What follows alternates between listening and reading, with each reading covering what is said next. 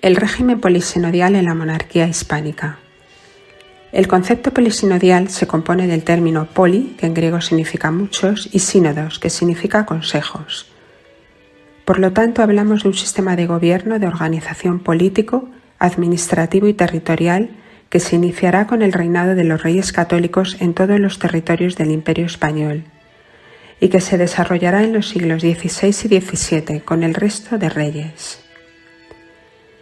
Con este sistema, el monarca reinaba en diversos territorios, aunque siempre lo hacía respetando sus leyes, sus costumbres y la organización de cada uno de ellos. Ante tal volumen de territorios, se hacía necesaria la institucionalización de la monarquía, es decir, la necesidad de que el Estado dispusiera de órganos propios y generales de administración y de gobierno, creando una red de organismos colegiados, llamados los consejos. La unión de los reyes católicos con Castilla y Aragón no supuso una fusión, sino un gobierno coordinado. De este gobierno se requería la delegación de ciertos poderes reales, dando lugar a lugartenientes o virreyes, que sustituían a los reyes en su ausencia, reforzando así los tribunales reales o audiencias y reformando los consejos reales de Castilla y Aragón. La creación de la figura de un corregidor, que eran letrados y miembros de la nobleza, dio lugar a toda una red de cargos entre el rey y sus territorios, que favorecía el funcionamiento administrativo. Cuando Carlos V subió al trono, heredó un inmenso territorio y mantuvo el Consejo de Castilla como eje de todo el sistema. Respetó y consolidó el entramado institucional legado por sus abuelos los reyes católicos.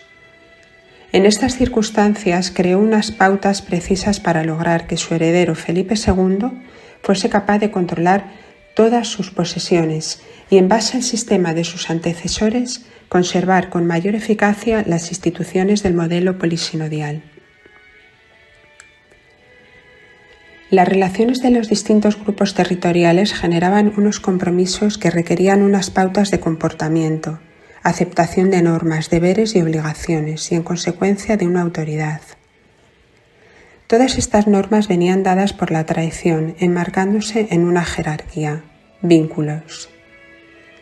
Es el caso de Felipe II, que, marcando una cierta unidad, basó su reinado en alianzas matrimoniales para afianzar estos territorios peninsulares e intentar aislar a Francia, aunque cada territorio mantuviera sus propios fueros. Gobierno en la monarquía de los Austrias.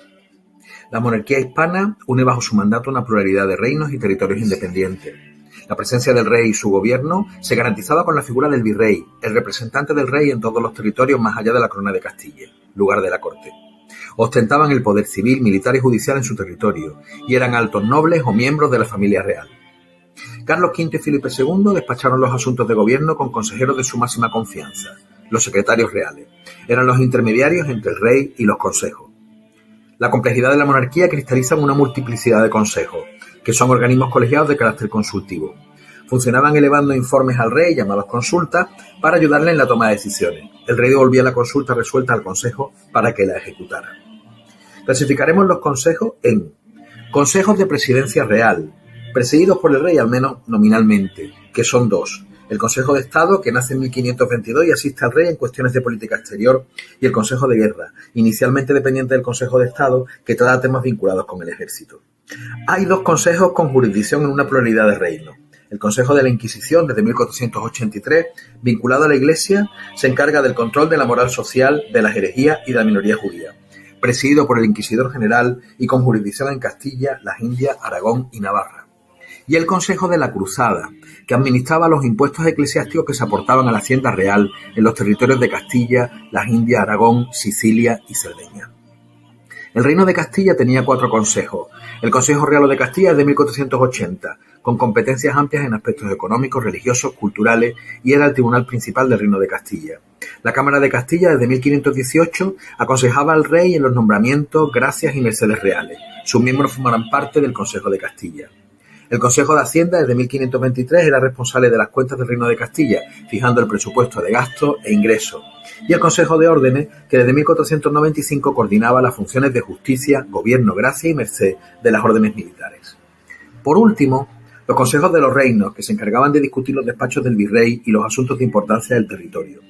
Las consultas se derivaban en órdenes del rey al virrey, que eran redactadas por el secretario del Consejo.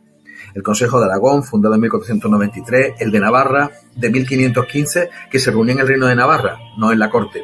El Consejo de Indias, fundado en 1524, el Consejo de Italia y Flandes, fundados en 1555, y el Consejo de Portugal, de 1580.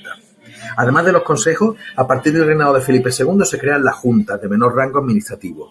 Algunas son permanentes, otras a medida para alguna situación concreta. Fueron usadas en el siglo XVII para evitar el marco institucional del sistema de consejos. Una de las juntas más importantes fue la Junta Grande de Competencia, creada en 1625, cuya misión era resolver los permanentes conflictos de competencias entre los diferentes consejos que asesoraban a la monarquía. Declive y fin del sistema polisinodial. El sistema polisinodial llegó a su máxima extensión en el reinado de Felipe II. La llegada al poder de Felipe III supuso un importante cambio en la forma de gobernar. Mientras que sus antecesores lo hicieron personalmente, este monarca delegó su poder en un valido, un noble que actuaba con funciones similares a las de un primer ministro, casi tanto como el rey. Los validos tenían entre sus funciones servir de enlace entre los diferentes consejos y el rey, pero bajo la excusa de la mayor rapidez y capacidad, los validos fueron quitando autoridad a los consejos frente a juntas, creadas a medida para resolver problemas de gobierno. La realidad es que los consejos cuestionaban la autoridad de los validos, mientras que las juntas, con miembros nombrados por ellos mismos, respondían a su autoridad y no cuestionaban sus decisiones. La proliferación de juntas desde Felipe III hasta Carlos II acabó vaciando de contenido la mayoría de los consejos, hasta el punto de que alguno de ellos dejó de convocarse. Esta política, iniciada con el duque de Lerma, llegó al máximo en tiempos de Felipe IV, con el conde-duque de Olivares como valido. Cuando el rey Carlos II muere sin descendencia y tras la guerra de sucesión, el Tratado de Utrecht reconoce internacionalmente a Felipe V de Borbón, nieto del rey de Francia, como rey de España. Los Borbones mantienen en Francia un modelo de gobierno centralizado y absolutista, como era común en la época. Las importantes cuotas de poder que mantenían los reinos y territorios que conformaban la monarquía española eran muy mal vistos por la nueva dinastía reinante. Por estas razones, entre las primeras decisiones de Felipe V estuvieron los decretos de nueva planta, promulgados entre 1707 y 1716, que abolieron las leyes e instituciones de los reinos de Aragón, Valencia, Mallorca y el Principado de Cataluña. No podemos olvidar que estos territorios apoyaron la causa austracista en la guerra de sucesión. El nuevo rey, en cambio, mantuvo las estructuras forales del País Vasco y Navarra, territorios que le apoyaron en la guerra. Estos beneficios permanecen en la actualidad. Por otro lado, se consagró al Consejo de Castilla como el único órgano colegiado competente. De este modo, la llegada de los Borbones supuso el fin del modelo de gobierno polisinodial que había regido la administración de la corona española durante casi 3 siglos. La realidad es que el sistema polisinodial no fue capaz durante su existencia de integrar los territorios de la monarquía. Lengua, sistemas políticos, leyes, costumbres, sociedad seguían siendo diferentes a finales del siglo XVII. Mientras existió, fue imposible crear una administración central de carácter unitario, con competencia sobre todos los territorios de la monarquía.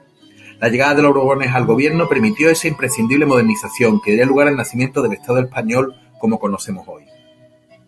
El único reducto del sistema polisinodial son las estructuras forales de Navarra y el País Vasco, que aún hoy día mantienen sus tradicionales formas de gobierno, existentes sin variaciones desde la Edad Media.